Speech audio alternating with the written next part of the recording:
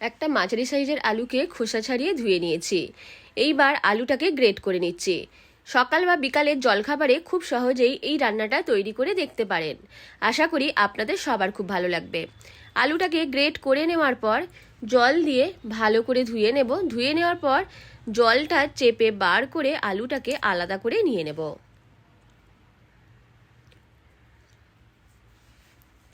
বেশ হাতে করে এইভাবে ধুয়ে নিচ্ছি, একটু চেপে চেপে। জলটাকে চেপে বার করে অন্য একটি পাত্রের মধ্যে নিয়ে নিচ্ছি।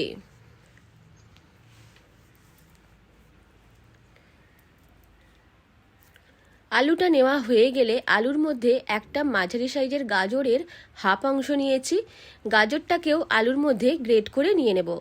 আপনারা চাইলে গাজর ছাড়াও রান্নাটা তৈরি করে দেখতে পারেন। গাজরটাকেও গ্রেট করে নিচ্ছি।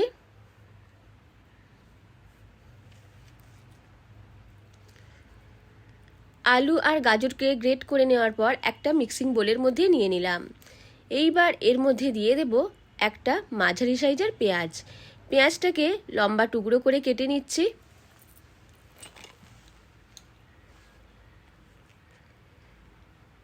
পেঁয়াজটা কেটে নেওয়ার পর কাঁচা লঙ্কা আর একটা টমেটোকেও কেটে নেব।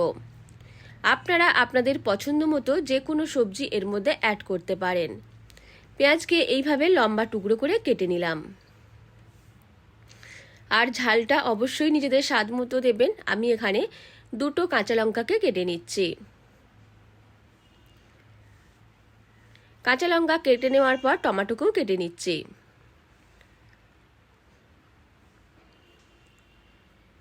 এইবার আলু আর গাজরের মধ্যে পেঁয়াজ, কাঁচা লঙ্কা আর টমেটোকে দিয়ে দেব। সব কিছুকে হাতে করে এইভাবে ভালো করে মিশিয়ে নিচ্ছি, যেন পেঁয়াজের টুকরোগুলো সম্পূর্ণ আলাদা হয়ে যায়। মিশিয়ে নেওয়ার পর ঠিক এই রকম হয়েছে। এইবার এর মধ্যে দিয়ে দেব 4 চামচ বেসন।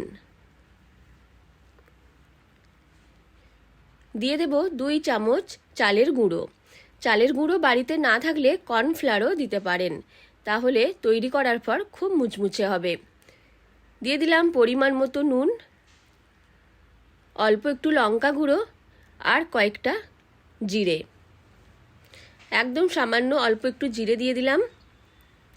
সব কিছুকে হাতে করে আরও একবার ভালো করে মিশিয়ে নিচ্ছি সামান্য পরিমাণ জল দিয়ে।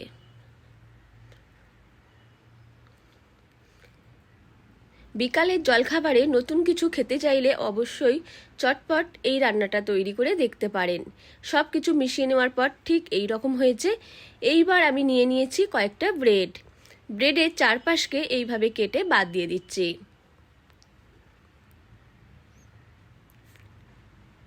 ব্রেডগুলোকে কেটে নেওয়ার পর ওপরে দিয়ে দেব রেড চিলি সস। আপনারা চাইলে এখানে গ্রিন চিলি সসও দিতে পারেন বা টমেটো সসও দিতে পারেন। যদি বাচ্চাদের জন্য তৈরি করেন তাহলে অবশ্যই টমেটো সস দিয়ে রান্নাটা করবেন, তাহলে ঝালের পরিমাণটা কম হবে।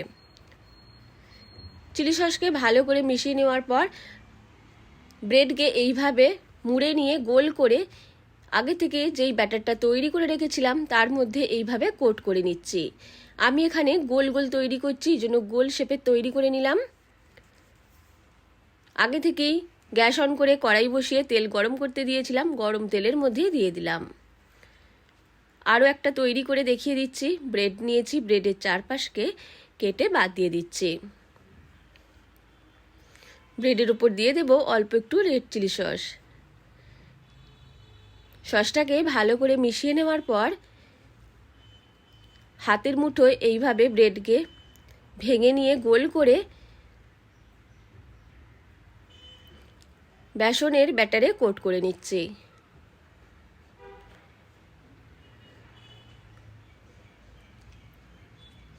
এইবার তেলের মধ্যে দিয়ে দেব, উল্টে পাল্টে ভেজে নেব। যতক্ষণ না লাল লাল হচ্ছে ততক্ষণ এইভাবে নাড়াচাড়া করে মিডিয়াম ফ্লেমে ভেজে নেব। হাই ফ্লেমে ভাজবেন না, তাহলে ওপরটা পুড়ে যাবে আর ভেতরটা খুব একটা ভালো ভাজা হবে না। এই জন্য লো টু মিডিয়াম ফ্লেমে ধীরে ধীরে ভেজে নেবেন, তাহলে ভেতর পর্যন্ত খুব ভালোভাবে ভাজা হবে। এইভাবে কিছুক্ষণ ভাজার পর যখন কালারটা এরকম লালচে হয়ে আসবে তখন এগুলোকে তেল থেকে তুলে নেব। একটা প্লেটের মধ্যে নিয়ে নিচ্ছি। খুব সহজেই তৈরি হয়ে গেল একটা চমৎকার স্ন্যাক্স রেসিপি। সার্ভ করার জন্য আমি নিয়ে নিয়েছি সস আর তার সাথে অল্প একটু কাঁচা পেঁয়াজ কুচি। আপনারাও অবশ্যই এইভাবে রান্নাটা তৈরি করে খেয়ে দেখবেন। আশা করি ভালো লাগবে। ভালো লাগলে লাইক, শেয়ার এবং কমেন্ট করতে ভুলবেন না। আর আমার চ্যানেলটিকেও সাবস্ক্রাইব করতে ভুলবেন না।